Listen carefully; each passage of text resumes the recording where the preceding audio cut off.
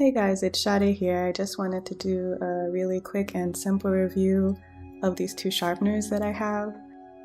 I just got the Mitsubishi KH-20 and it is awesome. I'd heard some really good things about it and I wanted to get it because I have the KUM museum pencils and I've been really nervous about sharpening them, so I wanted a good, efficient sharpener to use them with. So this sharpener is a hand crank. In the back it's got a button to alternate between a long point and the blunt point. How it works is that you pull out this front part, which stabilizes the pencil, and it has rubber grips so that it doesn't damage your pencil. It's got a huge receptacle that makes these really kind of curly pencil shavings, and that's pretty much it. So just showing you a really cheap pencil that I have. I broke the tip. That's what it looks like before sharpening. So you pull it out, stick the pencil inside, and start sharpening. It doesn't take a lot of effort, it's really light, and it's not so loud. You can hear the noise in the background. And it has an auto stop, so you'll know when to stop sharpening your pencil. And after a few seconds, that's the kind of point that you get. Isn't that awesome? So I'm going to do a second pencil. This time I'm going to use the blunt setting. That's a Dixon Ticonderoga pencil. So you press that little button, make sure that it's inside, and just start sharpening like before.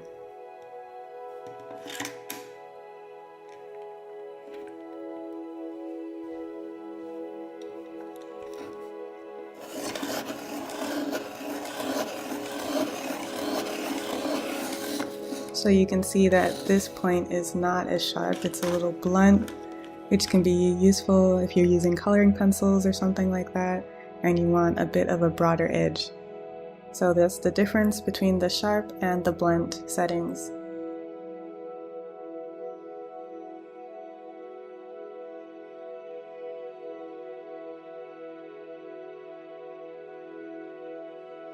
I also wanted to show you one other pencil, the KUM Automatic Long Point. It's got two sides and it's basically made out of plastic. The automatic stop is that little stop section there, so I'll show you with this pencil.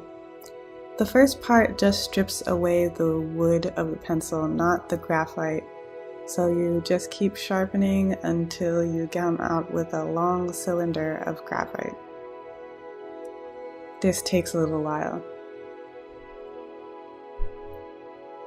Where you can kind of see that the length and shape is not exactly what you have in a normal sharpener.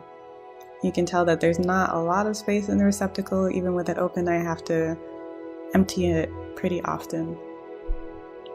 Next, you put it in the second hole, and that only sharpens the graphite. And it's supposed to get it to a really razor sharp edge. I find that I have to check it a lot and I have to go really slow and gently or else the tip will break. So you see there, it actually ended up breaking and I have to try doing it again. Let's start from the beginning. Part of the thing with this sharpener is it can be really harsh on uncentered leads. If you don't have an expensive pencil with really well-centered leads, it will probably break off. You can see that pile of graphite just growing there while it's just scraping off the edge.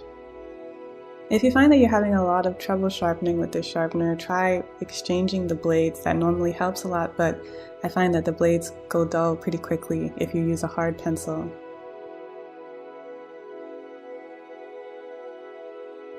In the end, this is what it looks like.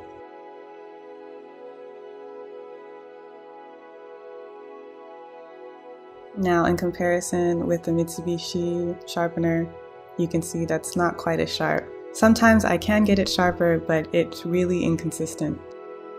So the top one here is the Mitsubishi long setting, then the blunt setting, and then the KUM long point.